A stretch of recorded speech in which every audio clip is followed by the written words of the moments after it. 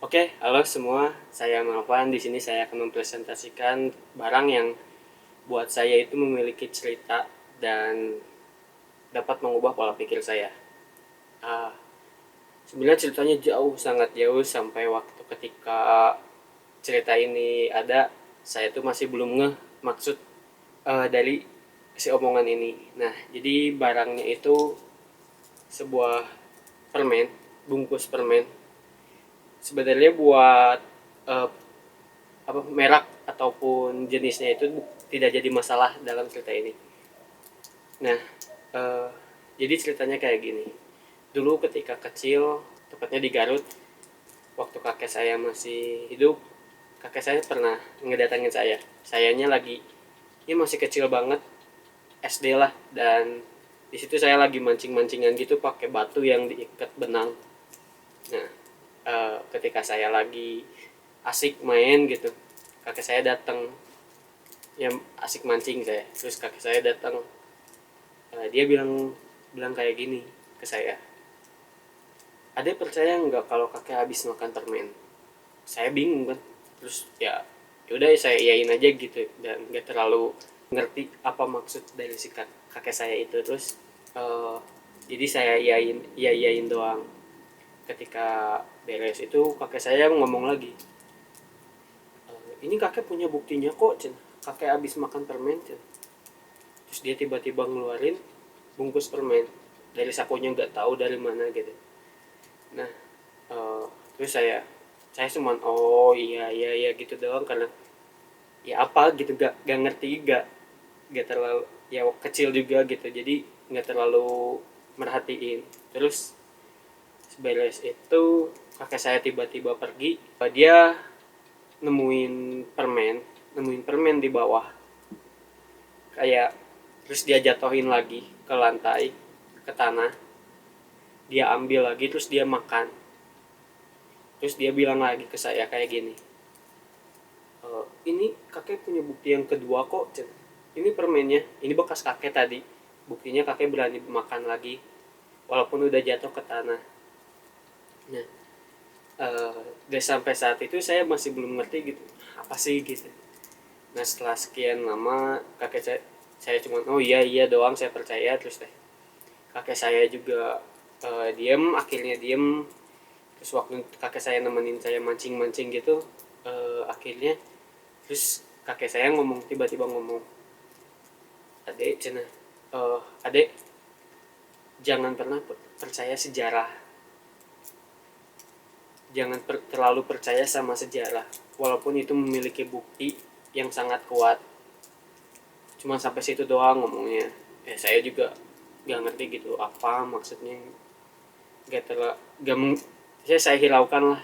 Terus tiba-tiba setelah sekian lama saya ya udah sekolah, udah ngelewatin SD, SMP, terus ke SMK, pertengahan SMP, di awal-awal SMA tuh ketika saya ngobrolin ya tentang masa lalu, tiba-tiba keinget cerita ini. Tiba-tiba kok kayaknya saya paham sesuatu gitu, apa yang diceritain kakek. Ketika kakek ngomong jangan pernah percaya sejarah walaupun ada bukti kuat tuh, sebenarnya kakek udah nyontohin ketika makan permen itu. Saya berpikir bahwa sebenarnya kakek tidak pernah makan sebelumnya. Kakek itu nggak pernah makan permen itu, cuman dia nemuin bungkus permen dan ia buat itu menjadi bukti pertama, seolah-olah kejadian itu ada dan ia menunjukin bukti. Nah, eh, itu tafsiran pertama saya ketika ya pergi.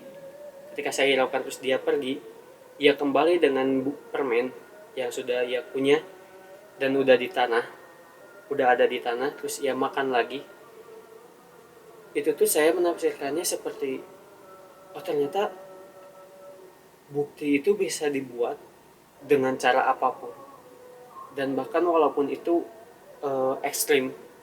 Mungkin kakek saya saat itu pergi pergi ke warung dan membeli permen dengan bungkus yang sama, terus ia jatuh, dia kunyah dulu, terus ia kelantaikan dulu seolah-olah permen itu sudah lama, dan ia kunyah lagi, dia masukkan lagi ke mulut dan dia keluarkan lagi. Terus ya tunjukin ke saya bahwa dia ini bukti kedua dia kalau dia telah makan permen. Ini yang bikin ketika saya SMP sadar kalau cuman omong kosong kenapa harus niat itu gitu. Terutama kakek saya juga dulu pernah ada ikut di, kalau saya dengar dari cerita mama, dulunya itu ngikut ngusir eh, pasukan tentara Belanda di daerah pegunungan di daerah Garut gitu. Cuman ditutup dengan kalimat, ketika dia nunjukin permen dan udah duduk bareng sama saya, dia nutup dengan kalimat yang pernah jangan pernah percaya sejarah walaupun ada bukti kuat sekalipun. Itu kayak mungkin dia mewanti-wanti saya kalau misalkan eh, apa sejarah yang udah dibuat selama ini teh tidak selalu benar walaupun ada bukti yang kuat. Nah, itu yang mengubah pola pikir saya sekarang. Jadi sekarang tuh saya tidak pernah terlalu percaya akan sejarah. Sejarah apapun itu walaupun ada buktinya yang kuat. Nah, kaitannya dengan film eksperimental ini, saya mau nunjukin kegelisahan seseorang ketika ia saling beradu. Ketika dalam pikirannya itu, seolah-olah ada beberapa orang yang saling saling melawan satu sama lain. Nah, di sini tuh konsep pikirannya itu ada di sejarah tadi.